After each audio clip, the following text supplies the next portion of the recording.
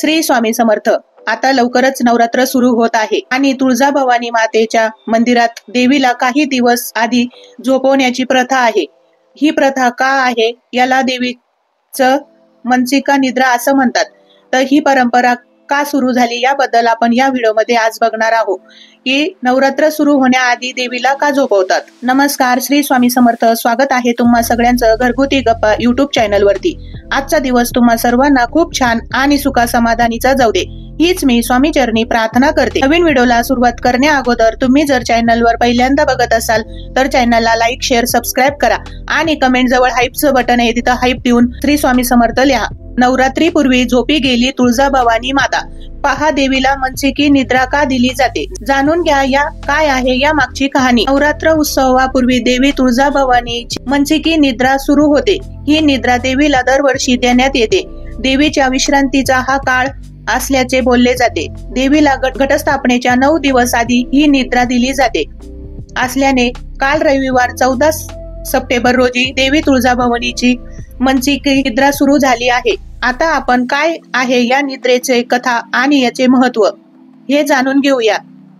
नवरात्री उत्सवात अवघ्या काही दिवसांवर येऊन टेपले आहे. नवरात्रीत देवीचे 9 रूपांची पूजा केली जाते. हिंदू धर्मातील हा सर्वात मोठा देवीचा उत्सव मानला जातो. महाराष्ट्राची कुलदेवी आई तुळजाभवानीची देखील नवरात्र विधिवत पूजा आणि घटस्थापना मंदिरात केली जाते. मात्र तुम्हाला हे माहित आहे का की आई तुळजाभवानीला नवरात्रीच्या काही दिवस झोपी घातले जाते. मंदिराचे पुजारी देवीला झोपवतात. या प्रथेला देवीची मनसिकी निद्रा असे म्हणतात. ही परंपरा अनेक वर्षांपासून मंदिरात सुरू आहे. मात्र देवीला नवरात्री पूर्वी झोप का दिली जाते, काय आहे या मागचे खरी कहाणी आणि महत्व चला पाहूया. नवरात्री पूर्वी झोप का दिली जाते, काय आहे या मागची खरी कहाणी आणि महत्व चला पाहूया. तुळजाभवानीच्या मनसिकी निद्रेला सुरुवात महाराष्ट्रातील कुलदेवी आई तुळजाभवानी यांच्या मनसिकी निद्रेला कालपासून सुरुवात झालेली आहे. देवीला दरवर्षी शारदीय नवरात्री उत्सवापूर्वी मनसिका निद्रा दिली जाते. काल भाद्रपद अष्टमीला देवीची निद्राची सुरुवात झाली आहे. देवी आता शांत झोप घेणार असून ती मनसिके निद्रेतून थेट भाद्रपद अमावस्येला उठते. या काळात देवीची झोप मोड होणार नाही याची दक्षता पुजारी घेतात. त्यामुळे मंदिरातील वातावरण शांत असते. तुळजाभवानी मनसिके निद्रेची कथा. देवीने महिषासूर राक्षसाचा वध केल्याची पारंपरिक कथा तर सर्वांनाच माहिती आहे. देवी महिषासुराशी 9 दिवस लढत होती. 9 दिवसांच्या युद्धानंतर दशमीला म्हणजेच दसऱ्याच्या दिवशी देवीने महिषासुराचा वध केला.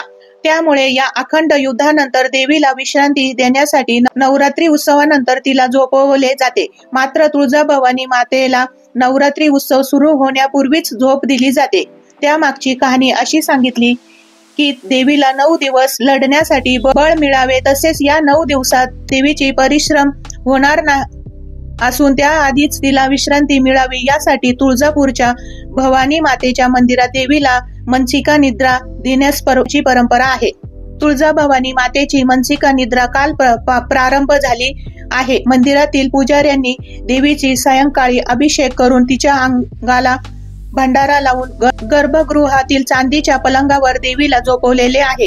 ही मनसिका निद्रा देवीला दरवर्षी दिली जाते.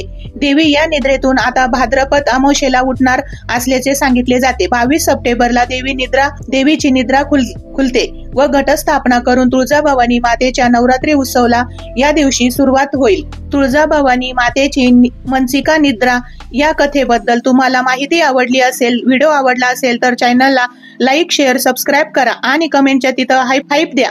श्री स्वामी समर्थ.